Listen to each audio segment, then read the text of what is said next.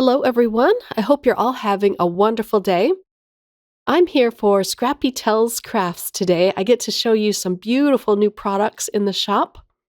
The products I'm going to show you are from the Mother's Day springtime release. And there is also a blog and video hop going along with this, so you'll get to see lots of beautiful inspiration. And there's also a chance for you to win one of three $25 gift certificates to the Scrappy Tells Crafts shop. I'll have all of the details written up in the description box below, as well as over at my blog. This first stamp set is called Oopsy, and I just love floral stamp sets, and this one is especially unique because of all of the darling sentiments that go along with this set. You get Oopsy, I forgot your birthday. My favorites is Not a Daisy Goes By That I Don't Think of You. So lots of cute sentiments and beautiful floral images. I did get the coordinating dies, and these are unique as well because they cut out all of the little bits between the leaves and the stems. I love dies that do that. This next item is a standalone die set called Whimsical Layering Daisies. You get lots of different sizes of daisies as well as the stems and the centers that go inside these. And then the last one is called Slimline Brick Background. And this just caught me from the get-go. I love brick backgrounds on my cards, and this one's the Slimline, so I was super excited about this one. So I'm going to actually be playing with that Slimline brick, I can't say it, Slimline Brick background today. So we're going to make a panel for it. I have some Bristol Smooth cardstock that I'm going to do some ink blending on with some Distress ink. I'm using Distress ink because I think it distresses better than the oxide Distress inks. The inks work beautifully on the Bristol Smooth, so I always like to use Bristol Smooth when I do this. I'm starting with Victorian Velvet. This is a great ink for kind of weathered looking bricks. I'll blend this ink across the panel. And I'm not going for a smooth look here because I am going to distress it and then cut it out. The second ink I'm using is called Fired Brick. It's just a little bit darker, but they go really well together. This panel is a little bit bigger than the die. I'm going to measure it and see how far I need to take the ink out to the edges. Okay, my next step is to distress it with a little bit of water. I had this out on my desk. I'm just going to pour a little bit in my hand and then just flick it over the panel. I'm going to let it sit on the paper for a minute, and then I'm going to dab it up with my tissue. And it just picks up the ink. I love doing this. It's so much fun. I'm going to do this one more time, so I'll get my water bottle back, or a little bit in my hand. It needed a little more distressing on the right-hand side, so I'm going to focus it there. I'll let it sit for a minute, then I can come back and dab it up. I got a lot of water on my mat, so I'm just kind of wiping that off too. But here is the finished panel. I love how this turned out. Now, my next step is to add some stick-it adhesive onto the back of this because I want all of the little bricks to kind of stay intact.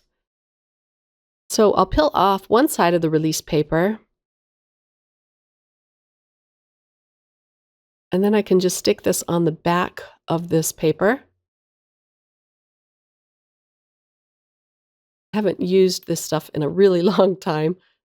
But I'm going to pull out my bone folder and just press it into the paper. This stick-it adhesive is kind of unique because it doesn't really adhere down strong unless you really press it into the paper. So it is nice that it's repositionable. So let's cut out this brick wall. I'll put a little bit of Post-it note tape on either side to keep it in place. And here it is all cut out. It just kind of pops out easily. But look how cute that is. So much fun. I'm going to set this panel aside for a little bit, and we're going to color our daisies. I I pulled out my MISTI to do this so that I can stamp up several at a time. But I had a hard time deciding which ones to use. They're all so pretty. I selected 2 daisies and several of the cute little bumblebees. I'm going to use my Simon Says Stamp Intense Black ink and stamp them on a piece of white cardstock. So I do stamp them up several times just to get a nice crisp impression. And then here it is all done. So let's pull this out and start in on the coloring. I wanted to show you something kind of fun.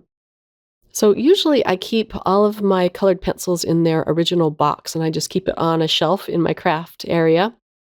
But I found this beautiful acrylic pencil holder on Amazon, and I decided to pull all of my colored pencils out of the box and store them in this for a while. I also have a little place for my brass bullet pencil sharpener. And this is going to be an easy, fast way just to see what colors I want to use instead of digging through the box every time. I originally saw this on Maria Trapini's website. She was using one, but I was able to find it on Amazon for like $17. And so far, I'm loving it. It's fun to have my pencils out on my desk. So I want these to be white daisies. And this color I'm using is called Violet Gray. I've never used a color like this before. I'm kind of new to the Caran d'Ache Luminance colored pencils, so I'm still learning them. But I thought this was a really pretty gray. And I'm just going to put the gray down in the shadows. I don't want to overwhelm it or it's going to turn into a gray flower. And then I come in with a black just to put in really dark shadows just around the center. The center of the flower is going to be yellow and orange. And then to add more deep, rich color, I come in with a burnt sienna, which is kind of a brownish orange. For the stems, I was going to use my usual moss or olive green, but I decided to make it more whimsical looking by using some teals to color in the leaves and the stems. I'm using a light, medium, and a dark of this color to put down some nice, rich shadows. Then I decide to come in with a little more color to the center of the flower with the burnt sienna and the black for the shadows. The bees were really fast and easy to color in. I'm using the same yellow and orange. Then I have a light blue color I used on their wings, but it wasn't dark enough, so I pull out another teal colored pencil to really show that their wings have a tinge of blue to them. And now on to my second stamped image. And I'm just using the exact same colors for this. I really enjoyed having the colors so accessible like this. You probably all do this already. I don't know why I just felt compelled just to keep them in their original packaging and in the box. But it sure took a lot of time figuring out which colors I wanted to use.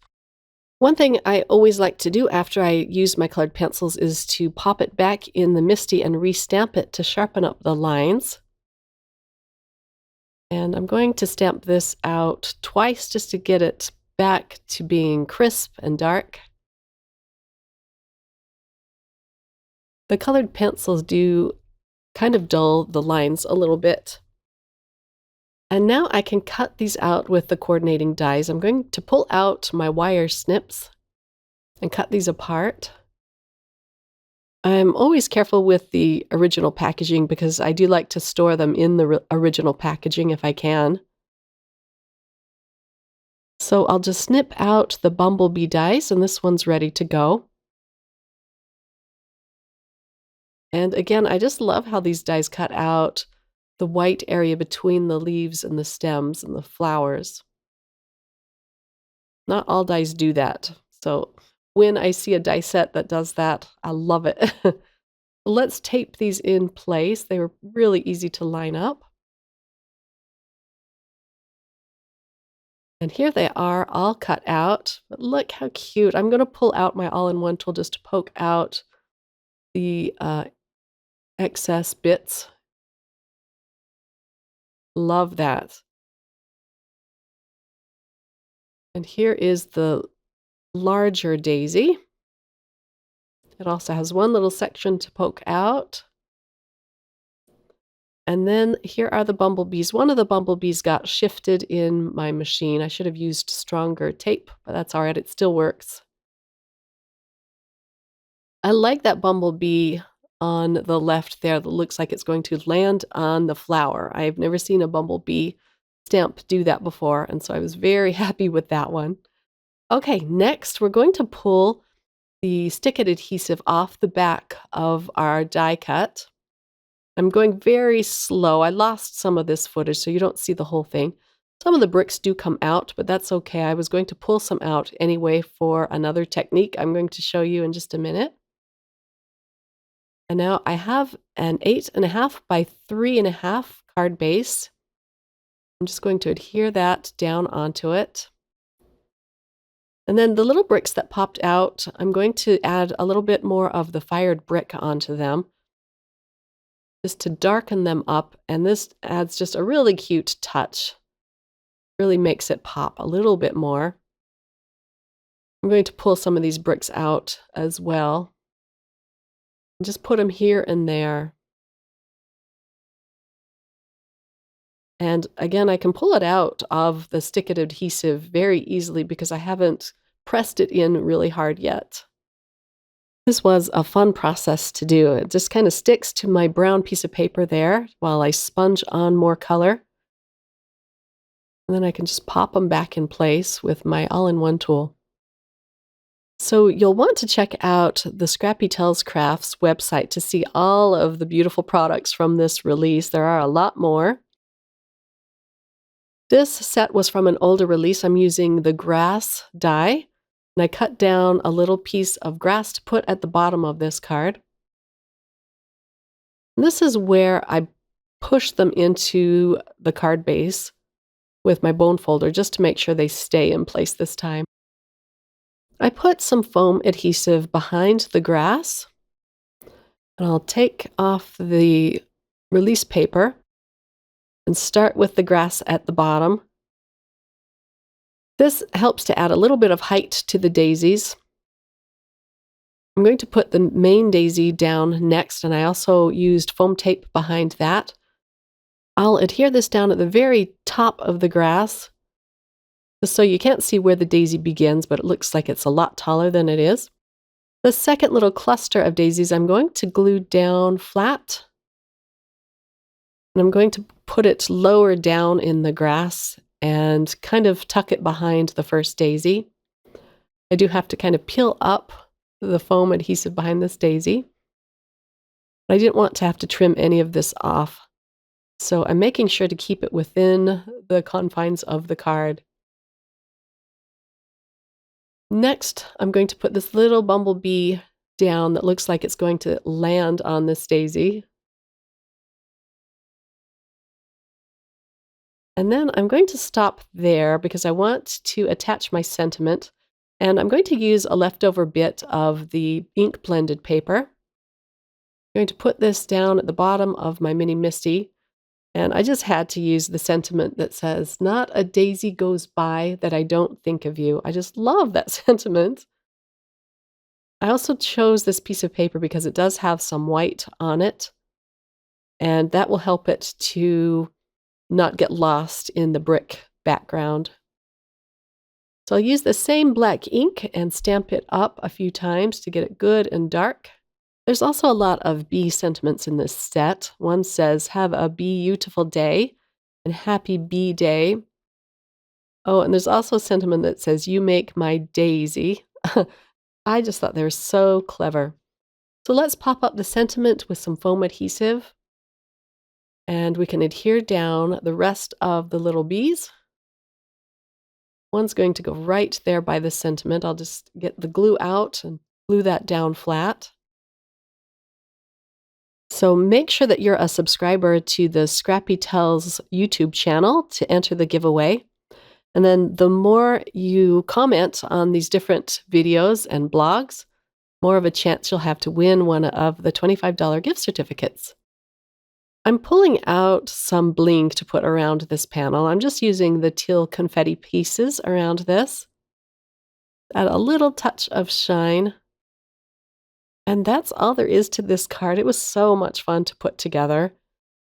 I'll have all of the links listed below to the products that I used, as well as to the Scrappy Tells Crafts shop. Have a wonderful crafty day, and I hope you enjoy the blog and YouTube hop going on now at Scrappy Tells Crafts. Take care. Bye.